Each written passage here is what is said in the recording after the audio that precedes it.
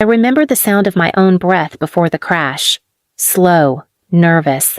The kind of breath you take when you're trying to convince yourself everything's fine, even when your gut tells you it isn't. I was 17, and my parents had just let me borrow the rusted silver sedan they barely maintained, as long as I picked up my little sister from her dance class and dropped her at the salon after. It was always like that. Please subscribe to our channel and tell us in comments, from where are you watching this video? I was the errand girl, the free chauffeur, the backup plan when everyone else had real plans. And yet, even knowing that I still said yes because part of me still wanted to be noticed, still wanted my mom to say thanks, honey, instead of don't be late, her hair's more important than your excuses.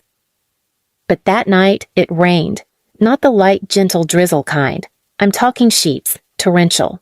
The roads in our town flood fast, and the sedan's tires had no tread left. Dad never thought it was urgent. I was 5 minutes from the salon when the world flipped. One wrong turn, one missed break, one flash of headlights. The scream never made it out of my throat. Metal screamed louder. Glass shattered. My arm hit the steering wheel. Something cracked. Then silence. I woke up to blood in my mouth and my left leg numb. The passenger side was crushed in, caging me in. My phone had been flung somewhere under the seat.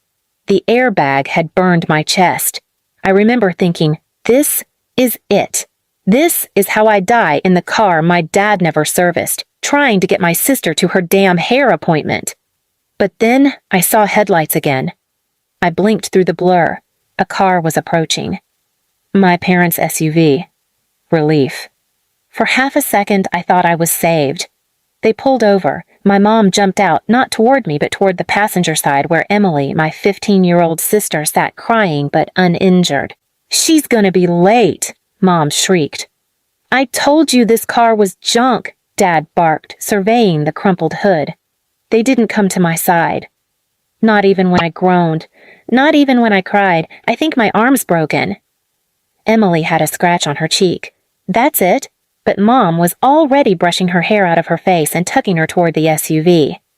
"We can't miss the appointment. They charge a fee if you're more than 10 minutes late." I was still pinned. Still bleeding. "Dad," I whispered weakly. "Please, help. I can't feel my leg." He looked at me once. Just once.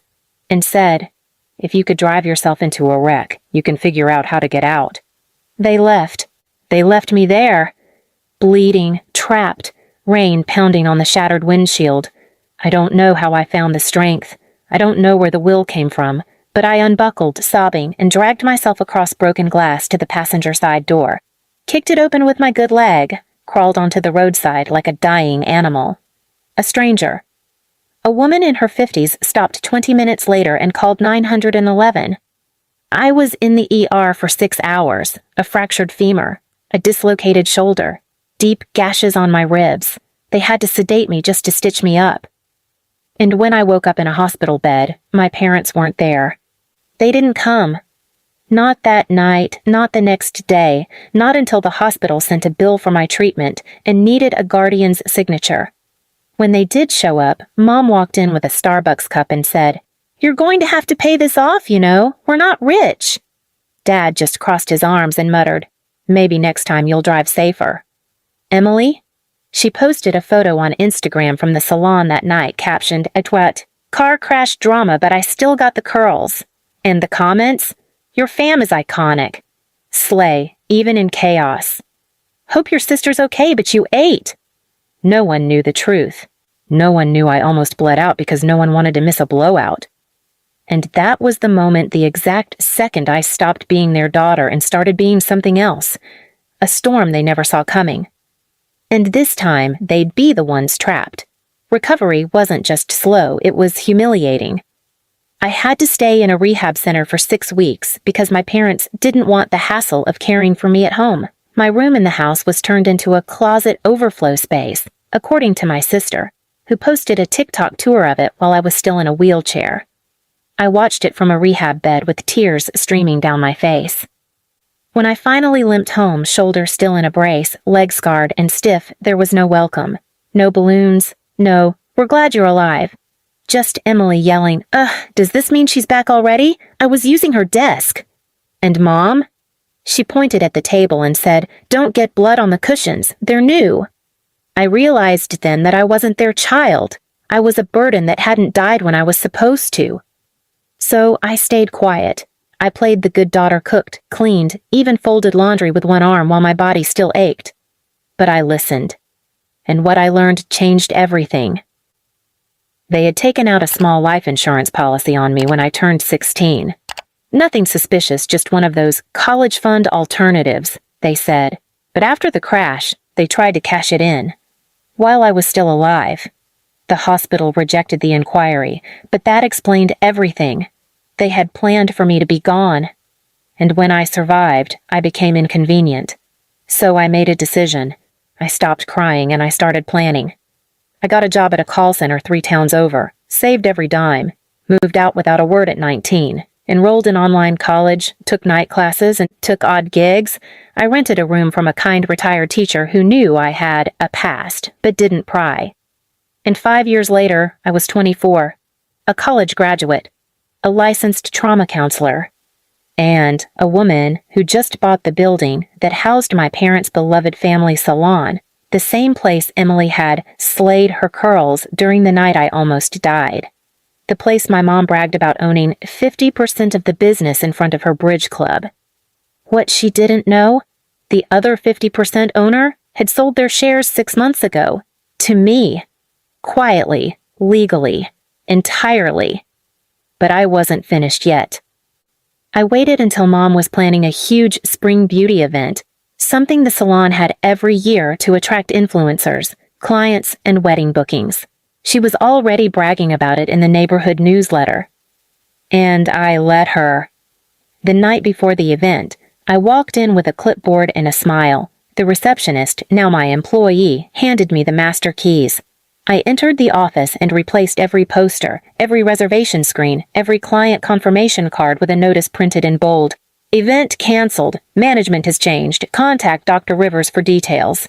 Yes, Dr. Rivers. I'd changed my last name. But they knew. Oh, they knew who I was when I walked into the middle of the salon the next morning, wearing black slacks and a blazer, clipboard in hand. Mom's mouth fell open. Emily dropped her iced coffee. Dad, who had swung by to take credit for the event as usual, froze. I calmly said, "You'll need to collect your belongings. As of today, this property is under new ownership, and you're not on the lease." "But this is our salon!" Mom shrieked.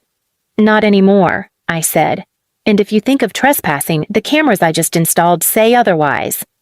Emily stormed out, crying. Dad tried to argue. I handed him a letter from my lawyer. "Mom?" She stared at me like she was seeing a ghost. "You're not our daughter anymore," she hissed. I smiled. I never was, apparently. I didn't yell, I didn't cry. I didn't call names. I didn't need to. They had left me bleeding once. Now I left them stunned and irrelevant. After I evicted them from the salon, you'd think that would be the end. But narcissists don't go down quietly, they just pivot to pity. Within days, my parents started telling everyone in the neighborhood that I had gone crazy, that I was vengeful and mentally unstable and attacking them over a childhood misunderstanding. They told everyone that I was always dramatic, and the car crash had been an accident they had nothing to do with. Emily? She went on social media and posted an old photo of me with the caption, "Some people never heal. They just hurt others." What they didn't know was this. I had everything documented. The hospital discharge papers, the 911 audio logs from the woman who found me, the insurance company's rejection letter after they tried to collect my life policy while I was still alive, screenshots of texts, emails, everything. And now I had an audience. Through my work as a trauma counselor, I had quietly grown a blog and following a private but growing community for people with narcissistic parents. Thousands of women who had gone through what I had, and worse. When I posted my story anonymously, it went viral within 2 days. And then I dropped the receipts. No names, no identifying details, but enough proof that people started asking, Who would leave their child bleeding in a car to make a hair appointment? Who tries to cash a life insurance policy on their still-living daughter? Who does this? It spread like wildfire. Even local news picked it up in the form of an anonymous blog whistleblower story. And you know what happened next? Their friends stopped calling. Their church group removed them quietly from the directory. Their salon license expired and never renewed was now a topic of public inspection. The clients vanished, the beauty empire collapsed. And me? I opened a new clinic in that same building. A trauma therapy center free for teens who have survived family neglect or abuse. The name on the glass? The Resilience Room. On opening day, I gave a speech. I didn't name names. I didn't shout. I simply said, I once bled in a car while the people I loved rushed to an appointment. Today, I hold the keys to the space they left me to die for. So, if you've ever been abandoned, bruised, or silenced, this room is for you. There were tears in the audience. I saw myself in so many of them, and I realized I didn't need them to apologize. I just needed to never become like them. Months later, I got a letter from Emily. No apology, just bitterness. How does it feel to ruin your own family? She wrote. I smiled, because the truth is I didn't ruin a family. I escaped one. And I built something better with the pieces they left behind. Please subscribe to our channel and tell us in comments from where are you watching this